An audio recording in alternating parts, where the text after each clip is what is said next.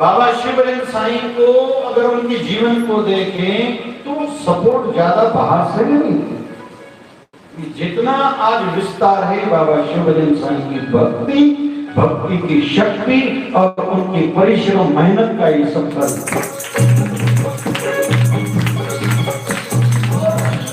जिसके जीवन में देखेंगे जो अकेले निकले थे काफिला लगभग उनके पीछे रहता है, जो पहले से कहते 10-20 लोग मेरे साथ चलो लगभग अकेले हो जाते हैं बाद में। ये फिलॉसफी ऑफ द लाइफ है, ये समझना होगा। जैसे पाप में अमीर ज्यादा जल्दी बना जा सकता है, लेकिन पाप का अंत खराब है। ऑनेस्टी, ईमानदारी में, सच्चाई में शुरू में तकलीफें बहुत आएंगी, लेकिन अंत उसका फल अच्छा रहता है, उनका मृत्यु अच्छा है। उनके पैसे से परिवार वालों को सुख मिलता है, नहीं तो जो पाप के धन से घर चला रहा है आज नहीं तो कल उनके बच्चे ही उस पैसे की लड़ाइयां करते हैं एक दूसरे से, और पता नहीं क्या क्या दुष्परिणाम हम सब देख ही रहे हैं।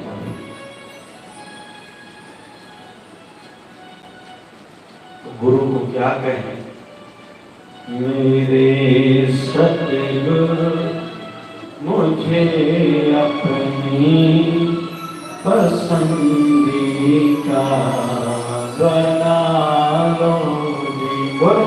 मेरे सतगुरु मुझे अपनी पसंदी का बना लो। पहले तो प्रार्थना जरूरी है, रोज करनी चाहिए, बार बार करनी चाहिए। जिस दिन पाप जिस समय हो जाए हाथ जोड़ के, हे परमात्मा, हे मेरे गुरुदेव भगवान जो मेरे अंदर बैठे हो, मुझे सुमति दो, समझ लो, मैं आगे गुस्सा नहीं करूं, झूठ नहीं बोलूं, फ्रॉड नहीं करूं, किसी और को दुख न पहुंचाऊं। ये दिन में तो कई बार प्रार्थना करनी चाहिए। दूसरी प्रार्थना क्या, मुझे सन्मार्ग पर चलाओ। तीसरी प्रार्थना क्या, मेरे जीवन में उतार चढ़ाव आए, बाहर भले लेकिन अंदर में संभाव मेरा। चौथी प्रार्थना, मुझे माया का आकर्षण, अट्रैक्शन अपनी ओर न खींच पाए, न किसी व्यक्ति की ओर, न कभी किसी वस्तु की ओर। पांचवी प्रार्थना, सदैव मेरा भजन, भक्ति, सेवा, सिमरन, सत्संग बढ़ता है। प्रार्थना जी, लेकिन केवल प्रार्थना में नहीं, वैसा काम भी करना पड़ेगा। बहुत लोग केवल मन में सोचते हैं हम ये करेंगे, ये करेंगे, ये करेंगे, लगभग कुछ नहीं करते। भैया जितना आज बनता था आज तुम्हें करना चाहिए था, क्योंकि कल किसने देखा है? अभी नहीं तो कभी नहीं, गारंटी कोई नहीं। पता नहीं कल क्या जीवन नया कोई मोड़ लेगा।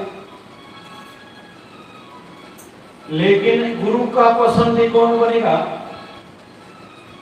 जो एक आदर्श जीवन जिएगा, मतलब गुरु के कहे अनुसार खुद को बदलता जाएगा, बातें करता जाएगा नहीं।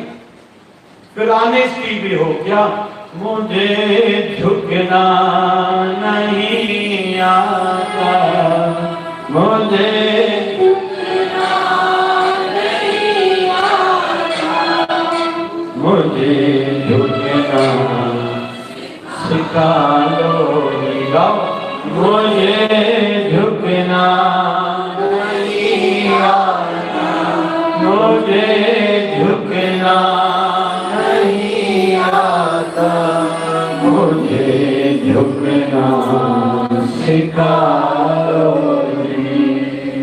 बहुत लोग दुनिया में ऐसे हैं और ये फल है पाप का,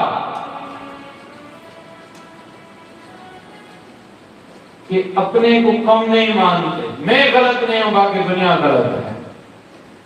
तो याद रखें, जो खुद की गलतियों पर नजर नहीं रखेगा वो आगे सफल सुखी हो ही नहीं सकता, भले किस भी क्षेत्र में हो, घर परिवार हो, पति पत्नी हो, ग्राहक मालक के बीच की बात हो, मित्र मंडल में किसी रिश्ते के बीच की बात हो, दोस्ती की बात हो, धंधे की बात हो, ऑनेस्टी तो चाहिए। और जो अपनी गलतियों पर नजर रखता है, वो स्वीकारता है, वो बदलता है, वो जल्दी ऊपर चढ़ता जाता है।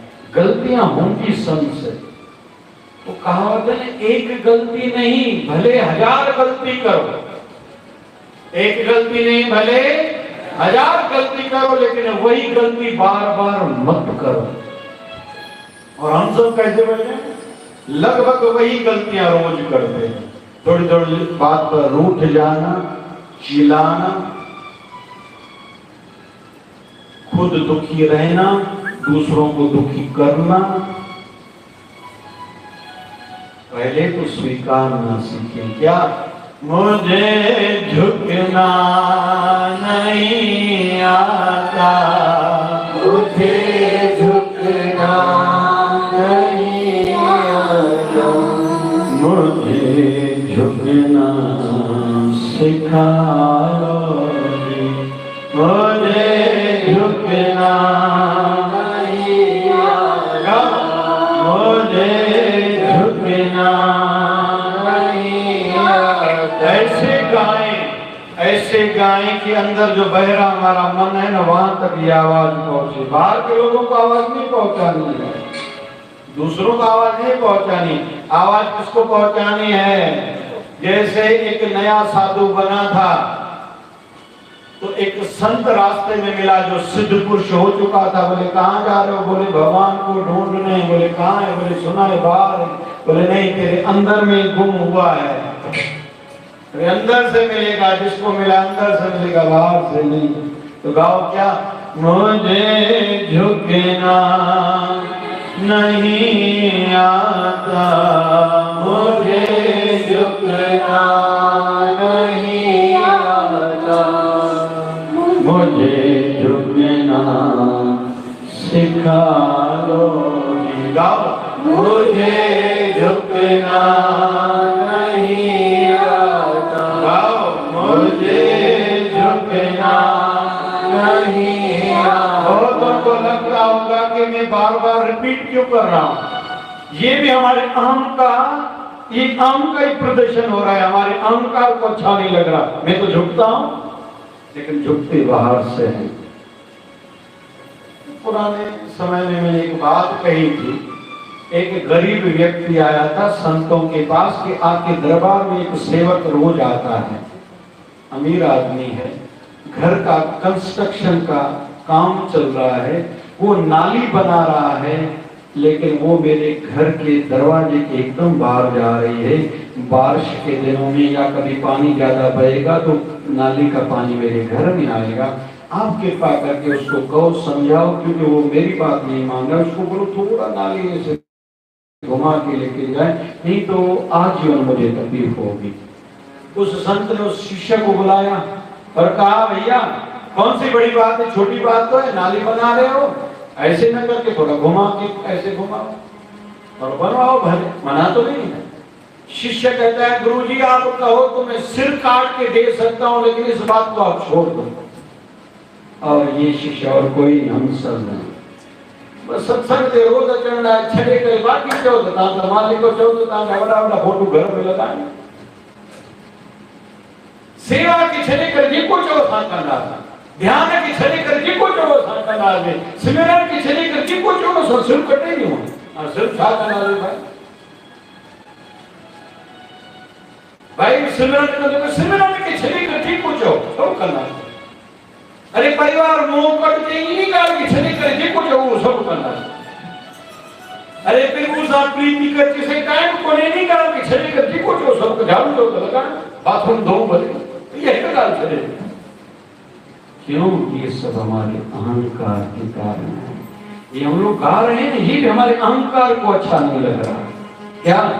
मुझे झुकना नहीं आता, मुझे झुकना नहीं आता। याद रखना, जिसको जनता जनार्दन में प्रभु दिखाई नहीं दे रहा, उनको कोई मठ मंदिरों में तीर्थों में भगवान मिलेगा ऐसा हो ही नहीं सकता।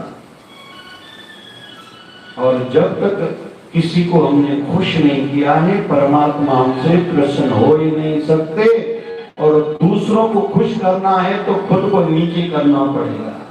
सिंधी में चवंदा जेको मुड़ियो सो जुड़ियो, जेको सांदो वो ठांदो, जेको सांदो वो लांदो।